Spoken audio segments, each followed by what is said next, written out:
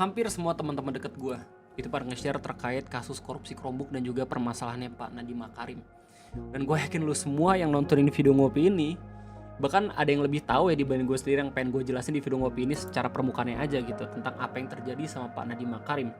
Terlebih di tanggal 13 Mei 2026 kita semua tahu kalau misalnya kejaksaan akhirnya menuntut Pak Nadiem Makarim itu dikenakan hukuman 28 tahun penjara. Yang katanya itu tuntutan lebih besar dibandingin kasus-kasus kriminal yang lain. Terdiri 18 tahun penjara dan juga 9 tahun untuk uang pengganti yang katanya uang penggantinya itu lebih besar dibandingin harta yang dia punya atau tuntutan dia melakukan korupsi.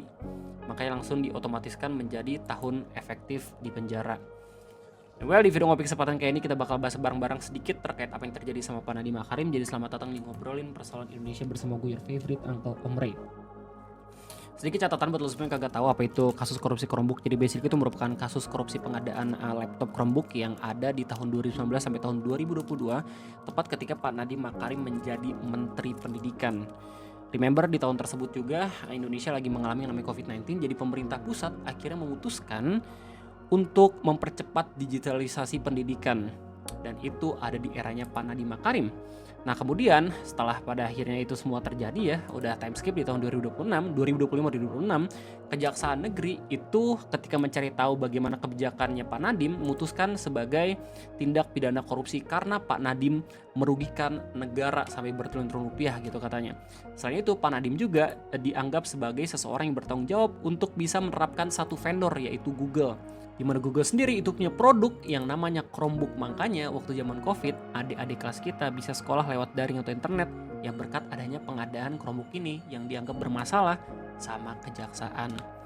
Meskipun dianggap bermasalah, tapi berdasarkan pihak dari Pak Nadiem sendiri menganggap kalau misalnya itu adalah kesalahan kebijakan, bukan kesalahan dia secara pribadi.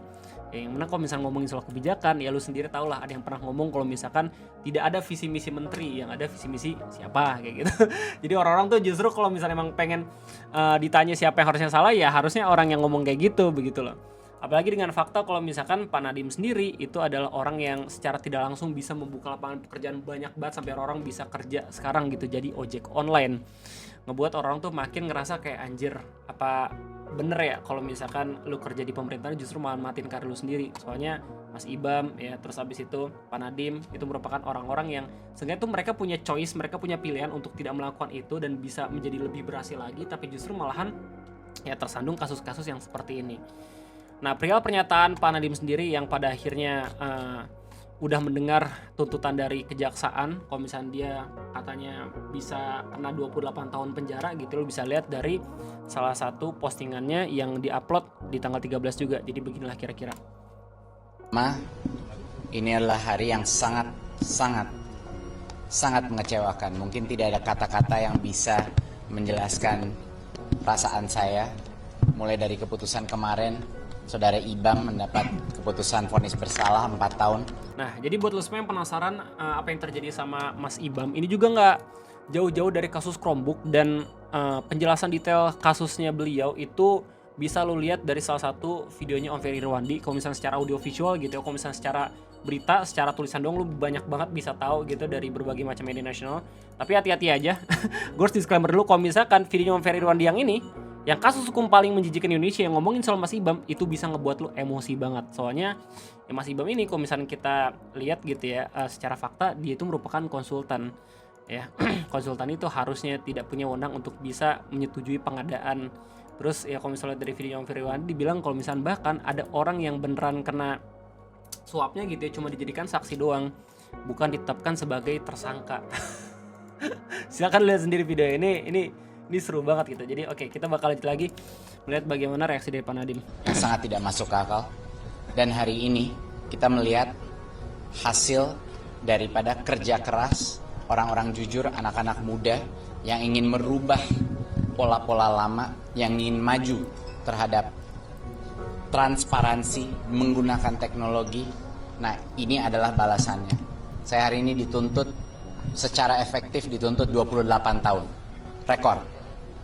Lebih besar dari berbagai kriminal-kriminal lain. Ya, 18 plus 9. Ya. Jadi 18 plus 9. Dan plus 9 itu adalah uang pengganti. Dan uang pengganti itu adalah jauh di atas harta kekayaan yang saya punya. Jadi bisa bayangkan, itu artinya otomatis saya dituntut oleh kejaksaan 28 tahun. Untuk kesalahan apa?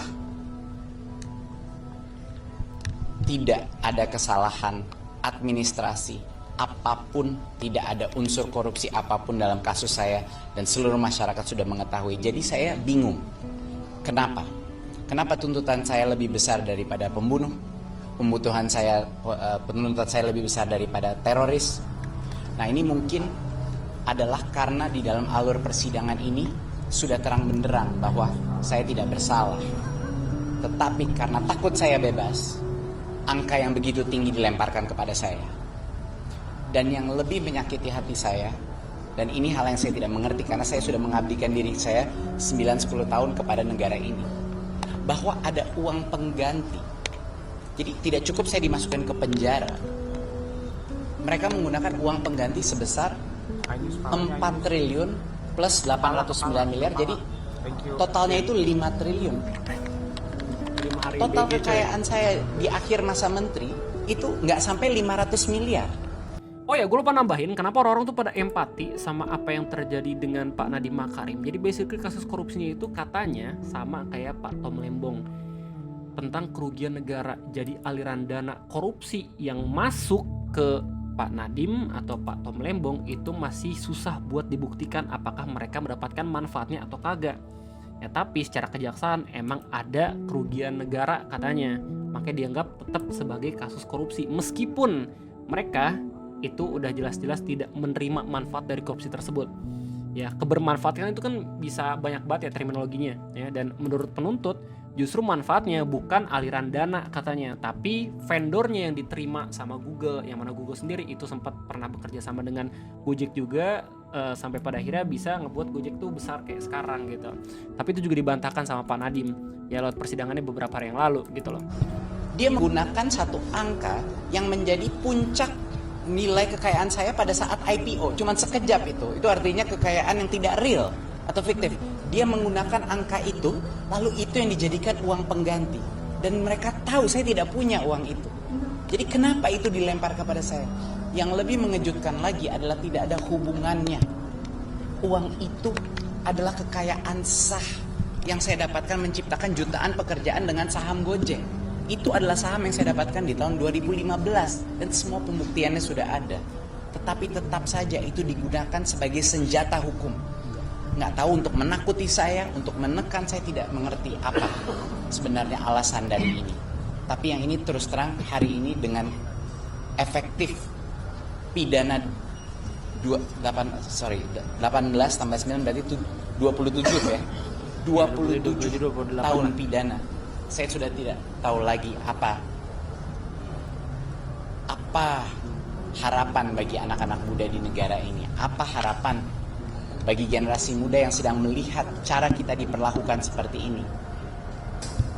Dan apakah ini memberikan pembelajaran buat saya? Kalau saya melawan balik, kalau saya membuka kebenaran di dalam sidang, apakah inilah hukuman saya?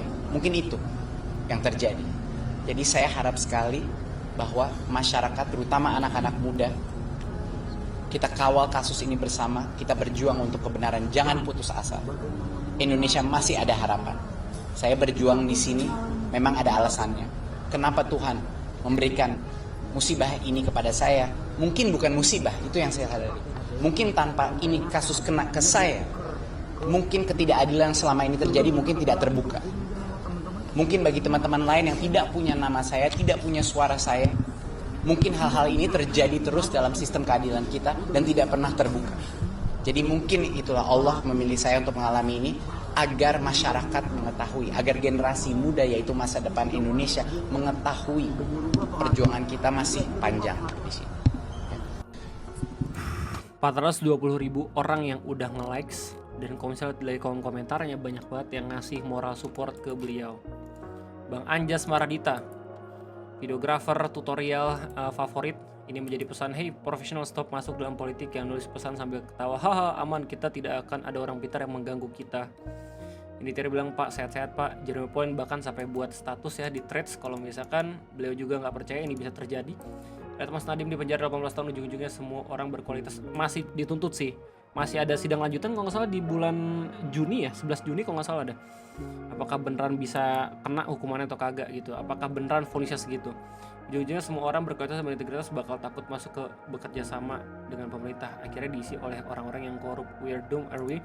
Terus kemudian yang nggak cuman Jerome Pauline juga, Raymond Chin sendiri pun itu sampai memberikan tanggapan di tweets dengan bilang Nadiem itu 18 tahun plus disuruh ganti 5,7 triliun official rekor tuntutan terbuka untuk ex-menteri era reformasi. Tapi Project MBG yang KPK sendiri bilang ada 8 potensi korupsi plus bikin 21.000 anak keracunan pejabat tersangka 0. What a show.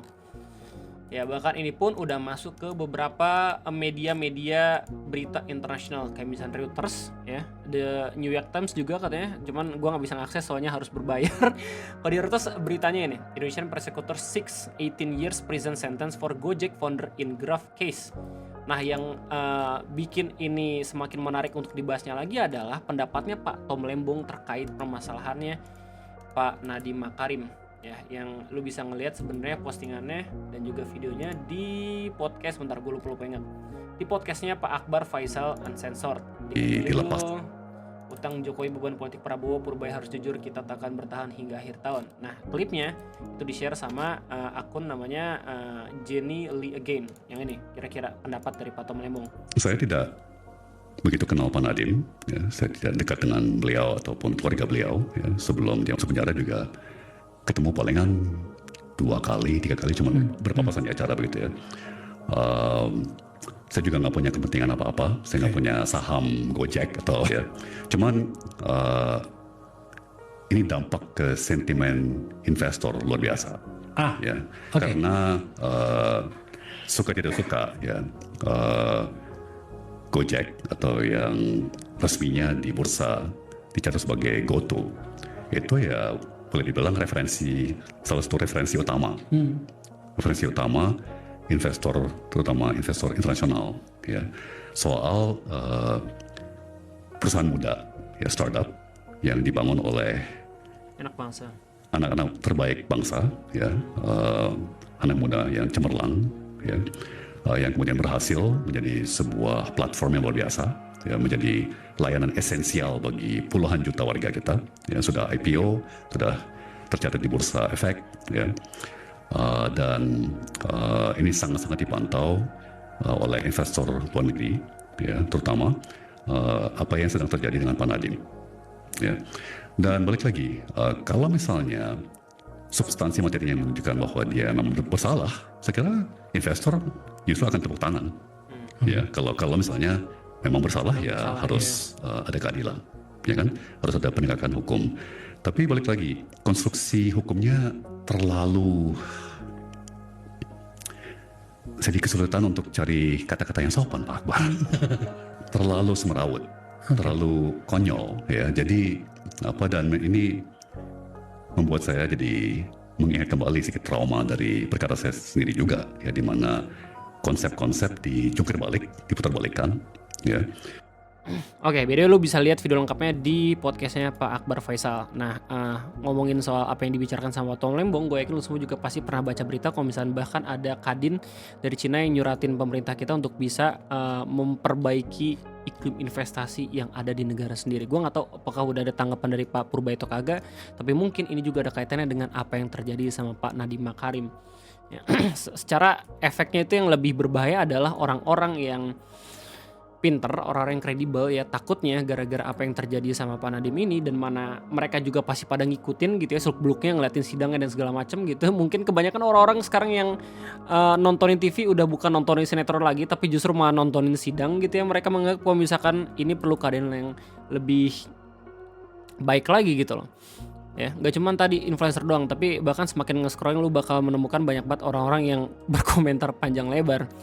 Kadang saya bilang negara ini justru yang punya hutang jasa banyak pada bapak ini. Gojek ada berawal dari gagasan Pak Nadiem, mulai dari 10 driver lalu kemudian sekarang jadi 3,1 juta mitra. Itu semua lapangan kerja yang menggerakkan roda perekonomian digital di Indonesia dan memberdayakan UMKM.